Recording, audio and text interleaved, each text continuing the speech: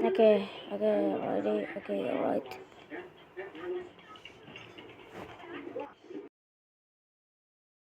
Pizza Tower. At first glance, this game looks like it has relatively little story. We're shown cutscenes at the beginning of the game that practically tell us everything that we need to know. It's the story of one man running around trying to save his struggling restaurant from an evil floating pizza that's threatening to blast his business with a laser. It is a thin plot that merely serves as an excuse to kick off the action. But oh no, friends, this game is so much deeper than that. Hidden in the background, the developers have put a whole history here. A history of betrayals, of war, of cloning. And if you follow their clues, you'll see that our heroic chef may just have been the true villain from the very beginning.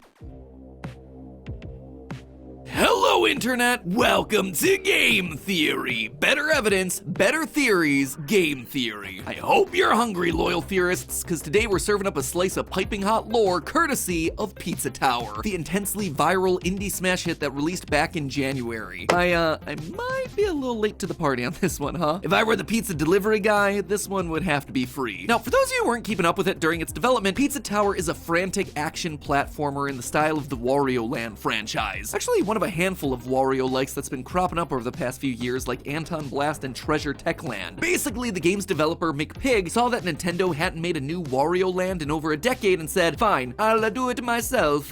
Terrible. Absolute garbage. Anyway, 5 years and a whole lot of Patreon support later, the game is here and the response has been overwhelmingly positive, with Pizza Tower becoming one of the highest rated Steam games of the year mere hours after its release. People immediately fell in love with its blistering fast gameplay, the Ren and Stimpy art style, the absolute absurdity of these characters and their world. And of course, like any good indie game, there's a heaping helping of hidden lore in the secret sauce. Lore that is very easy to overlook when the vast majority of the gameplay has you running through levels at absolute top speed. But let me tell you, not only is there lore in here, when you stop and pay attention to it, it actually turns everything that players have assumed about this game on its head. Our main character, Peppino, is much more than just a hapless pizzeria owner trying to save his struggling restaurant. He's a man who brought all of this on himself, and our actions through the game are just perpetuating a continued cycle of abuse and violence. That's right, it is a classic game theory.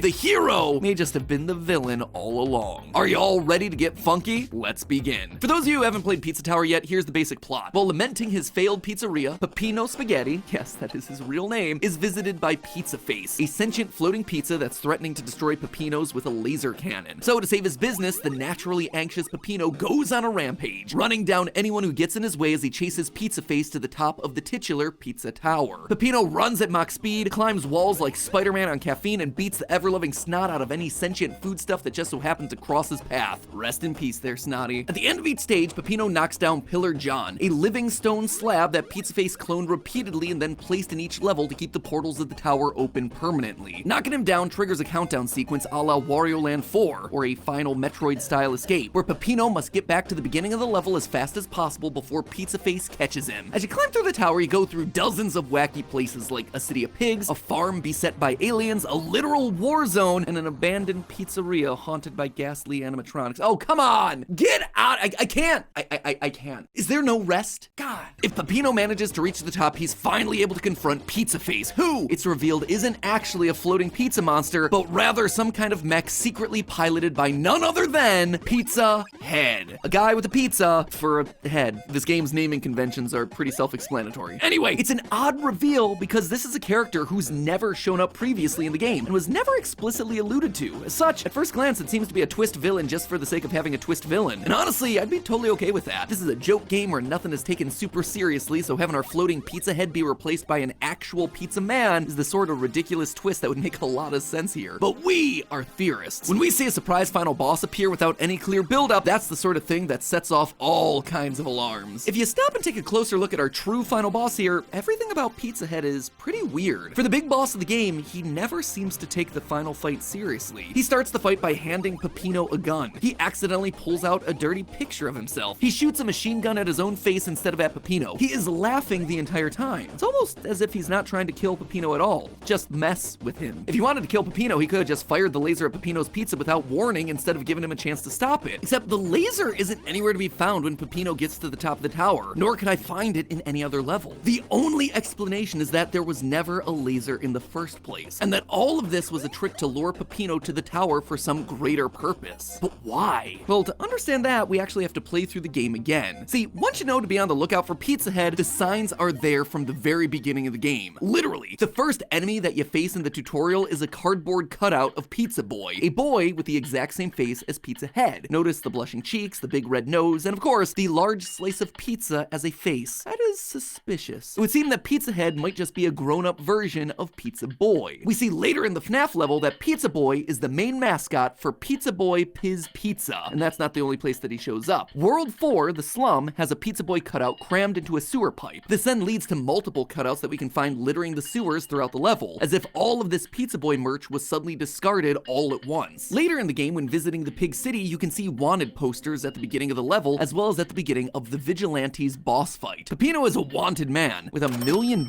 bounty on his head. That's like John Wick levels of bounty hanging over him. What did he do? Later in the Pig City level, Peppino gets arrested, and what do we find waiting for us in the cell? Lo and behold, another Pizza Boy cutout just waiting there, acting almost like a calling card. Is he the one behind all of this? Could it be that he's the one putting up the wanted posters? And when Pig City eventually goes up in flames, graffiti of Pizza Boy's smiling face can be seen peeking out from between the buildings, like he's reveling in all this destruction. Finally, at the very end of the game, just as Peppino and friends are about to reach the exit of the crumbling tower, a horde of Pizza Boy cutouts appear in a last-ditch effort to slow them down, both bookending the cutouts from the beginning of the tutorial, as well as signaling that Pizza Boy himself is the thing trying to keep Peppino from escaping. Pizza Boy is always there. He is always watching. He is always impeding Peppino's progress. He even reacts to how well you're doing in the game. When you first boot up the game, a Pizza Boy face is used to measure your current completion percentage. He begins happy when you're at 0%, but he starts getting sad when he sees that you've made some progress. Bit by bit, he gets angrier and angrier, quickly losing all resemblance to Pizza Boy and instead gaining the appearance of Pizza Head instead. If Pizza Boy were a distinct entity, it wouldn't make sense for him to be worked up by Peppino's success. But if he's really Pizza Head, then of course he's getting mad, because you're getting closer and closer to foiling his plot. Which then begs the question, what's the plot? All these clues seem to suggest that Pizza Head was once the mascot and potential owner of Pizza Boy Piz Pizza, but we still don't know what beef he has with Peppino. If he's just going after some competing pizza chef, why target someone whose business is already in the tank? Well, Pizza Head himself doesn't have any dialogue in the game to fill us in on his motives. There is one NPC who does. Pizza Granny. She is just like Pizza Face. She's a pizza, she's got a face. She appears in the hub world before each level to tell you things like how to use your taunt to parry projectiles, or how it's unfortunate that your name is Peppino Spaghetti. Usually her dialogue is short and snappy. She's basically just there as a tutorial. But in one encounter in the Western District, she suddenly spouts off on this huge rant. The syntax is all off, and it's hard to parse what exactly she's trying to say, but one nugget of information stands out among all the rest. Quote, in the upper part of the tower, there's this Pizza Face character. Then there's a man from your previous life leading the way. Since Pizza Head's the only one up there, it's not much of a stretch to figure out that he's the man from Peppino's past. But again, I ask, what is their actual backstory here? Why is Pizza Head out for revenge? Well, it all comes back around, as it so often does, to FNAF. Specifically, the FNAF level I keep mentioning, Don't Make a Sound. It's the second to last level of the game, which already places it in an important position. But what's really interesting about this one are all the lore clues that are sprinkled throughout the various background environments. The first thing to notice is the poster that clearly indicates Pizza Piz Pizza is going bankrupt, which could explain why all the Pizza Boy cutouts were thrown down into the sewers throughout the slums map. So we know for a fact that Pizza Head's restaurant hit on hard times. We can also see in the storage room of the pizzeria that the dead body of a safety inspector is hanging from the ceiling, trapped by one of the many dangerous toys that are hidden away in boxes. That might be one good reason the restaurant hit on such hard financial times. Nothing says fallen profits quite like having a series of murders happening in your back rooms. Ain't that right, Willie?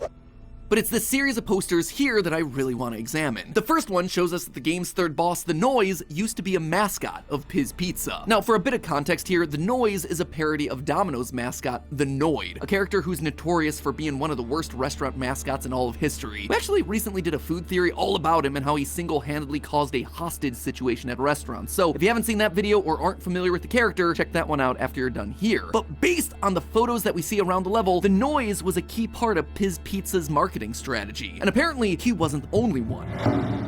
Over here, on some of the other posters, you can see a stretchy cheese slime character. Now, cheese slimes are a common enemy throughout the game, so this could be a stretch. Get it? Stretch, because he's He's cheese. But I don't think that right there is just any character. I suspect that slime, just like the noise, is also a boss in the tower. Specifically the boss of floor 2, the Vigilante. For proof, look at the eyes. Notice the pupils of a normal cheese slime versus the pupils of the Vigilante. The Vigilante has pinprick pupils, as opposed to the common enemies which have more oblong pupils. Now look at the slime that's used in this poster. Pinprick eyes. Eyes that match the Vigilante. So we have ourselves the second floor boss being a former mascot of the brand, the third floor boss being a former mascot of the brand, and the final floor boss, Pizza Head, being Pizza Boy, the main face of the company. I don't know about you, but I'm noticing a pattern here. And that pattern only continues as we look at more details in the level. You see, as we run through the remains of Piz Pizza, there are other familiar faces that start popping up. For instance, Peppino's chef friend Gustavo appears here multiple times. First, as a Gustavo marionette guiding us forward, but also as a character in an arcade cabinet pizza crawler. Why would he be here of all places? Why would there be merch and spin-off titles dedicated to him unless he also worked at Piz Pizza at some point? But even more suspicious, Peppino himself used to work at Piz Pizza as a mascot. Throughout the level, we see various arcade cabinets starring Peppino. Pizza Tower Defense, Pizza Tower Golf. But if there was any doubt, there's one poster that's hidden just out of view that shows Peppino chasing after the pizza gremlins Noise and Noisette. In other words, Peppino used to be a mascot of Piz Pizza too. Every single one of these characters used to be a part of the Piz Pizza brand. They were all mascots or marketing characters or involved in the business in some way. They all have a shared history, with Pizza Head as the literal and figurative head of it all. But it seems like at some point, Peppino broke off from the others to make his own pizza business. I suspect that somehow, some way, that decision killed Piz Pizza, hence why we see the company going bankrupt. Why do I think this? Well, in one of the other posters, we see Pacino, the Italian chef, an animatronic-like character that looks exactly like Peppino. And not only does he look like Peppino, if you get jump scared by one of the monsters in this level, you'll respawn as Pacino. That right there shows you that you and Pacino are meant to be one and the same. I think this was Piz Pizza trying to find a replacement for Peppino. When Peppino left to strike it out on his own, it left all the other characters high and dry. Suddenly, they were left with one of their star characters gone. So in a desperate bid to replace him, they tried puppets and robotics and marionettes, but none of them worked. And that's when they started getting really desperate. They started cloning Peppino. You see, once you reach the boss of the 4th floor, things in the game get real weird. If your theorist alarms weren't set off by anything else in this game, floor 4 should be putting them into high alert. It's here that we fight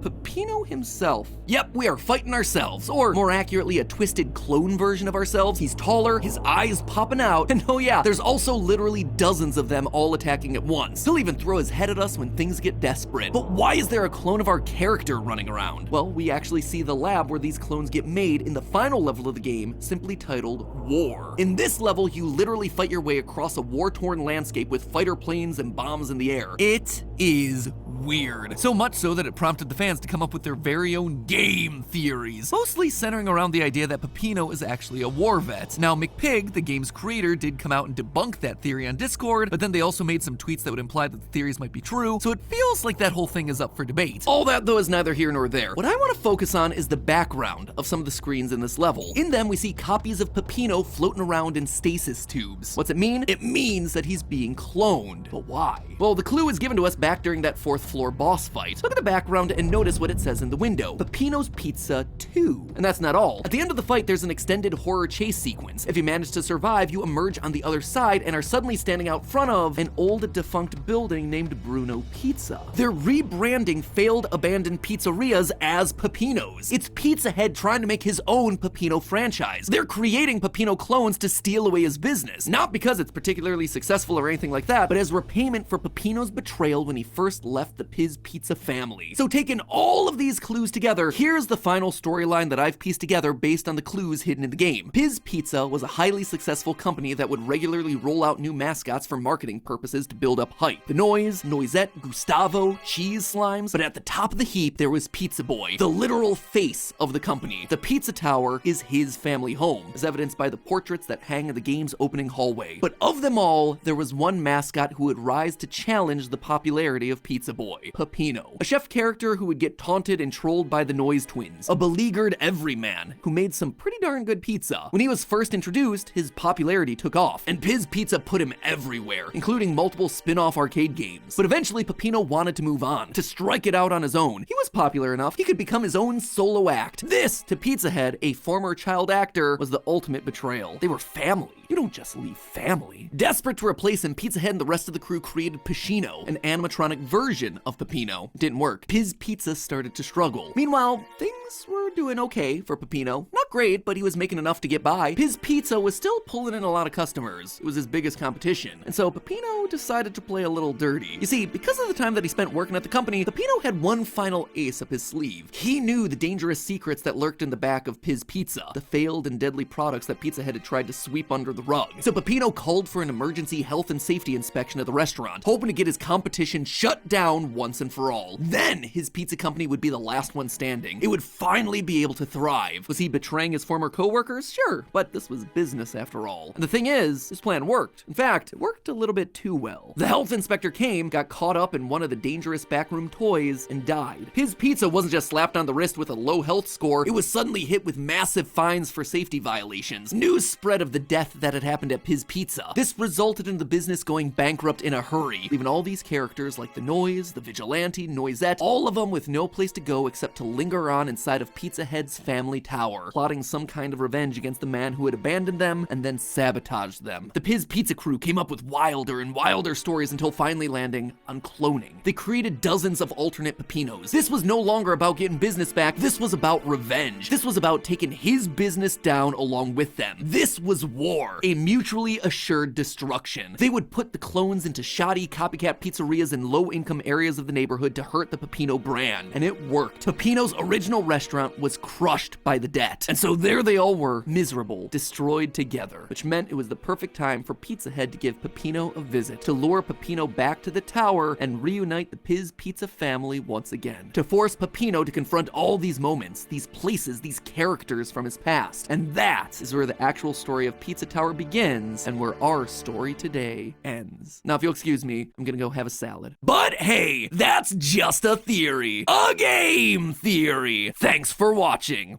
And hey, if you want to learn more about the dark history of the Domino's Noid, that video is on the left. Make sure you take a munch out of that button you see on